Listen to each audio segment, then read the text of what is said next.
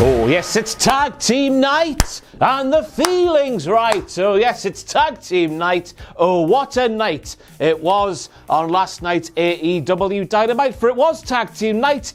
There was a lot of tag team matches. And it was also a night where Jim Ross calling Kenny Omega the WWE champion wasn't the most shocking announcement made on the show last night. Earth-shattering stuff. I am Ross Twiddell from Cultaholic Wrestling, still your reigning and defending Cultaholic Wrestling heavyweight champion. This, by the way, is Clarence, the commemorative Cultaholic Wrestling Championship Octopus. Isn't he beautiful? Yes, he is. And of course, it's Thursday, so you know what that means. It's time to go through all of the WTF moments from last night's AEW Dynamite. So hit the intro, you little bastard.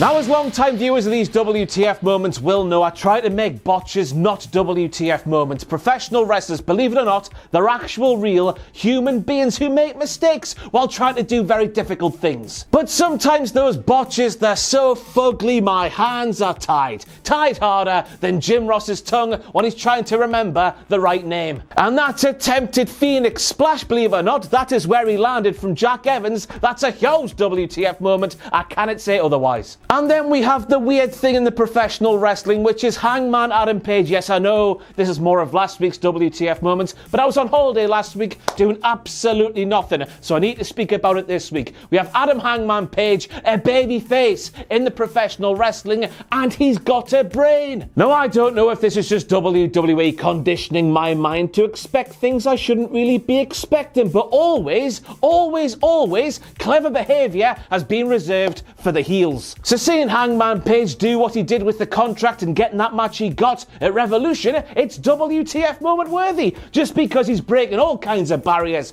for all the baby faces out there. Out there. Now, obviously, surely, there's got to be reasons behind AEW not having Maki Ito win the women's tournament, because surely, if AEW could have had Maki Ito win the women's tournament, they would have had Maki Ito win the women's tournament. It's simple, it should be happening if it could happen. But on the surface of things, taking any political or any booking or any sort of travel, any sort of implications whatsoever, out of the picture whatsoever, on the surface of things, saying AEW knock Maki Ito out of that women's tournament in the first pissing round.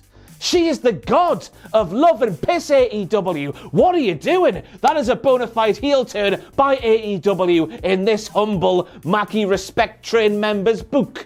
Have I got that right? I hope I got it right. I'm new to this, I'm sorry. It's Jim Ross, bitch. Bah, God, I did it again. Now, I love this, I did. It made me ruffle, it made me pumasilla, it made me lamau, it made me go lol. Now, I do believe that Luther made his entrance down to the ring on last night's Dynamite during a commercial break, which means that you unlucky suckers who have to watch TNT miss the most of it, while us lucky people who are so privileged to watch Fight TV, we saw and heard all of it. How lucky we are. So we got to hear the Dapper Yapper Justin Roberts announce Luther at £255. A svelte, slim £255. We come back from commercial break, back onto TNT, and Jim Ross says, by God, isn't Luther a beautiful man? Weighing in at £275. And I was just thinking, that's harsh, Jim. That's very, very harsh. And to think, everybody, initially, when I first did this script this morning, I had WTF moments written down like Taz saying to Sting, you stepping in this professional wrestling ring is the worst thing you ever did, because we're Team Taz, and we'll stand here and say utter bollocks while doing nothing physical because of reasons that make no sense whatsoever. But thank the Lord above, that all changed last night, because finally a member of Team Taz physically assaulted Sting,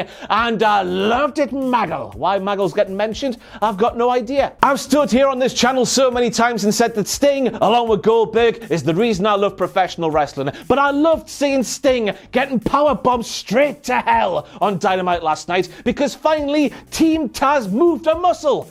It's taken them so long. Why has it taken them so long to do this? And of course, at this time, we must give a massive shout out to the Stinger himself for taking a very meaty power bomb from the machine Brian Cage. You read what you read on the interwebs, which means, of course, it's absolutely true 100% of the time, and you're thinking, wow, Sting is no longer capable of taking bumps like the bump he took on last night's Dynamite. So the fact he took one, whew, it was lovely to see. It's Jim Ross, bitch. By God, I did it again. WWE Champion Kenny Omega, a line that unfortunately will go down in infamy. Now, I know that some of you at home right now will be saying, Ross, that is just Jim Ross getting the name wrong live on AEW Dynamite. Where's the WTF moment here? He does it all the time, you hairy prick. I'm sorry, the barbers are shut, man. But I like Jim Ross still, damn it. Even though here in 2021, he gives you a lot of reasons not to like him. So I'm going to try and defend him with some utter bollocks. We've seen Tony Khan emerge as the human embodiment of the forbidden door. So I reckon this from Jim Ross was just a subtle hint at Tony Khan doing some more forbidden dooring. That there from Jim Ross, that was a subtle hint that AEW are indeed working with WWE. You heard it here first. This wasn't just Jim Ross being really rubbish. No, it wasn't. It wasn't Jim just being really rubbish.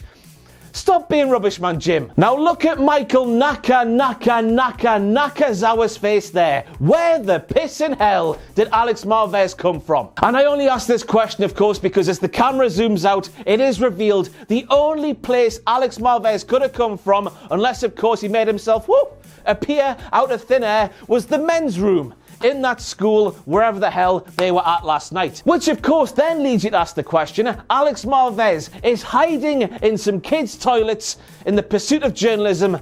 Worth it. And also moral.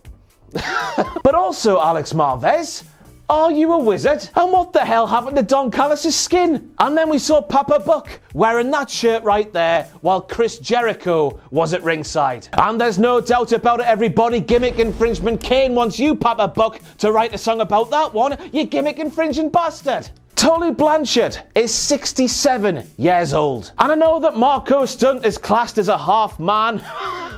Whatever he's classed as in AEW, he's certainly not classed as a fully grown professional wrestler, is he? And I know, of course, it's a 6-man tag, which means that Tully Blanchard will only need to do a jump off the middle rope for an assisted pile driver and presumably get the pinfall to get the win. But still, he's 67 years old. He's wrestling on Dynamite. That's a WTF moment. And I know you shouldn't laugh at moments like that there. And maybe she was awake because she was sort of twiddling her hands off camera, maybe. I don't know what was going on. But it would appear that Dory Funk Jr.'s pal right there is fast asleep during the entrances, I think it was, for the main event. And that's absolutely priceless. Thank you for that moment, Dory's pal. And then the words exploding barbed wire deathmatch were said live on AEW Dynamite. And to be honest with you, when I heard Kenneth Omega say those words, I started daydreaming. Some say I still haven't stopped daydreaming about it now. I'm just daydreaming about what that thing will look like.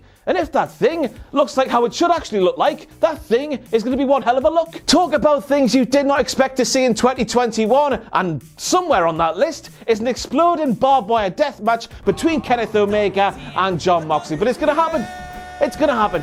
I don't know what else to say. But that is it for your WTF moments from last night's Dynamite. I have been Ross Twiddell from Cultaholic Wrestling. Still, your Cultaholic Wrestling heavyweight champion, isn't Clarence? Looking lovely. Thank you for watching this video. I will see you next time.